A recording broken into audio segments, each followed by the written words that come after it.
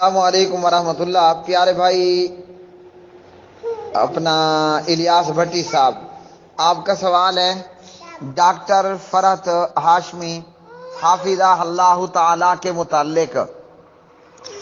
سوال اور اعتراض یہ ہے کہ ڈاکٹر صاحبہ ایک خاتون ہیں، اور کیا مرد حضرات خاتون کے بیانات سن سکتے ہیں، یا خواتین سے مسائل پوچھے جا سکتے ہیں، یا خواتین بیانات کر سکتی ہیں اور مسائل بتا سکتی ہیں، احادیث بیان کی جا سکتی ہیں؟ تو جی ہاں میرے پیارے بھائی، ایسا سارا کچھ کرنا درست ہے، ایسا کرنا درست ہے۔ خاتون حدیث بھی بیان کر سکتی ہے، مسائل بتا بھی سکتی ہے، سکھا بھی سکتی ہے، پڑھا بھی سکتی ہے مردوں کو، اور وہ بھی غیر محرم مردوں کو۔ محرم سے تو آلریڈی کوئی مسئلہ نہیں، غیر محرم کو بھی۔ جیسا کہ ہم بلوغ المرام پڑھتے ہیں، بخاری پڑھتے ہیں، مسلم پڑھتے ہیں، ابو داود پڑھتے ہیں، ترمذی پڑھتے ہیں، ابن ماجہ پڑھتے ہیں، نسائی پڑھتے ہیں، موطا امام مالک پڑھتے ہیں، اور حدیث کی کتابوں میں سے مسند احمد ابن حنبل پڑھتے ہیں، اور اسی طرح جو ہے وہ دار قطنی پڑھتے ہیں اور دیگر کتب حدیث پڑھتے ہیں۔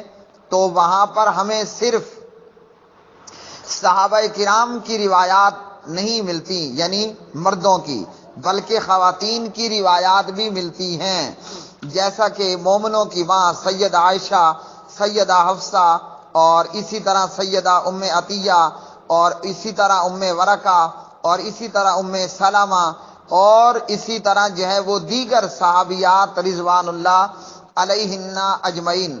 بہت ساری ذخیرہ احادیث کی راویہ ہیں، اور ان سے یہ روایات کنہوں نے کی؟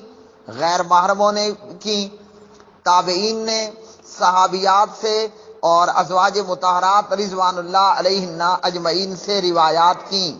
تو لوگ آتے تھے اور سیدہ عائشہ رضی اللہ تعالی عنہ سے حدیث سنتے تھے۔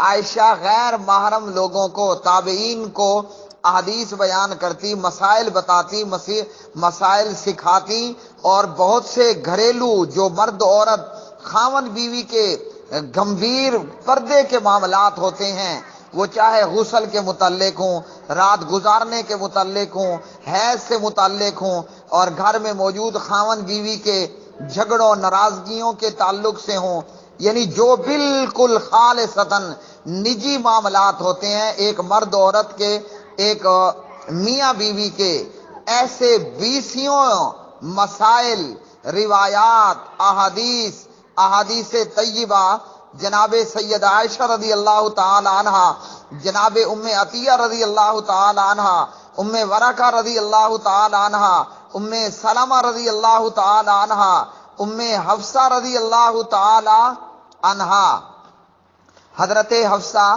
رضی اللہ تعالی عنہ بنت عمر بن خطاب رضی اللہ تعالی عنہ، ایسی کئی احادیث کی راویہ ہیں، مسائل سکھانے والی، بتانے والی، پڑھانے والی، اور ان سے ان روایات کو، ان مسائل کو، ان احادیث کو بیان کرنے والے کون ہوتے تھے؟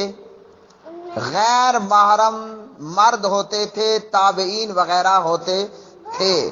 تو اس لیے جو حدیث کا طالب علم ہے، جس نے بخاری مسلم پڑھی ہے، تو ایسا بندہ ڈاکٹر فرحت ہاشمی صاحبہ حافظہ اللہ تعالی پر اعتراض نہیں کر سکتا۔ ایسے اعتراضات اگر کیے جاتے ہیں تو وہ محض جہالت یا تعصب کی بنیاد پر کیے جاتے ہیں۔ ڈاکٹر صاحبہ خاتون ہو کر الحمدللہ بڑے پیمانے پر کام کر رہی ہیں، اور ہم نے یہ اپنی آنکھوں سے دیکھا یا سنا کہ جن خواتین کی تربیت ڈاکٹر فرحت ہاشمی صاحبہ حافظہ اللہ تعالی نے کی، وہ بھلے بعد میں دیوبندی رہی ہوں اور دیوبندی ہیں، لیکن الحمدللہ ان کے اندر ایک چینج آتا ہے، ایک تبدیلی آتی ہے، اور بہت سی ایسی بدعات سے یہ خواتین رک جاتی ہیں کہ جو کہ تقریباً ہر دیوبندی بریلوی گھر کے اندر ہو رہی ہوتی ہیں، اور بعض بدعتیں تو پھر اہل حدیث گھرانوں کے اندر بھی ہو رہی ہوتی ہیں۔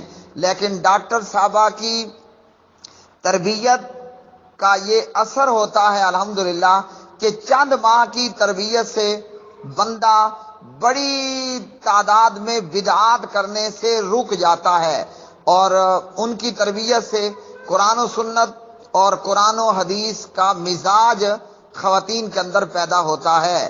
تو اس لیے ڈاکٹر صاحبہ کو جتنا ہو سکے اپریشیٹ کرنا چاہیے، نہ کہ ان پر تنقید کرنی چاہیے۔ الحمدللہ ہم روزانہ حدیث جو ہے وہ پڑھتے بھی ہیں، پڑھاتے ہیں، سکھاتے ہیں۔ تو ہمارے سامنے ہمیں ہماری ماں سید عائشہ رضی اللہ تعالی عنہ کی روایات، یعنی جس کو میں یہ کہہ لوں کہ آن لائن، میں تو یہ کہتا ہوتا ہوں کہ پیغمبر ہمارے ساتھ آن لائن ہے۔ آپ بخاری کھولیے، مسلم کھولیے، آپ اور پیغمبر آن لائن آ چکے ہیں، اور درمیان میں ہمیں یہ رابطہ کون کروا رہا ہے؟ ہماری ماں سید عائشہ کرواتی ہے، ام عطیہ کراتی ہے، ام ورقہ کراتی ہے، ام سلمہ کراتی ہے، جناب حفصہ کراتی ہے، رضوان اللہ علیہن اجمعین۔ تو اس لیے خاتون کا حدیث بیان کرنا، درس دینا، اس کے اندر کوئی خرابی نہیں ہے۔ ہاں، شریعت نے جو اصول بتایا ہے وہ اصول ضرور مد نظر رکھنا چاہیے، اور اسی اصول کو ڈاکٹر فرحت ہاشمی صاحبہ حافظہ اللہ تعالی نے اپنے مد نظر رکھا۔ وہ اصول کیا ہے؟ فلا تخضعن بالقول، غیر محرم سے بات کرتے ہوئے لہجے کو نرم خوبصورت نہیں بنانا۔ تو خشک لہجے کے ساتھ مطلب کی بات اور کوئی اس کے اندر لچر گفتگو نہ ہو۔ تو خاتون بھی حدیث کا بیان کرنا، حدیث کا سکھانا، پڑھانا، اس کا یہ عمل درست ہے۔ اس لیے مرد حضرات بھی خاتون کی آواز میں حدیث کو سننا اور ان سے پڑھنا، ان کی آواز کو سن کر سیکھنا، جیسے ڈاکٹر فرحت ہاشمی صاحبہ حافظ اللہ تعالی کے بیانات ہیں، احادیث کا درس ہے، تفسیر کا درس ہے۔ تو آپ بے شک ان کو تمام واٹس ایپ گروپوں میں جو ہے وہ شیئر کریں، اور فیس بک پر ان کو شیئر کریں۔ وہ اگر وائس میں آتی ہیں ان کی وائس کا سننا درست ہے، وہ پردے میں آتی ہیں تو ان کے بیانات کو سننا بالکل درست ہے کہ وہ پردہ کیے ہوئے ہوتی ہیں، نظروں کو جھکائے ہوئے ہوتی ہیں۔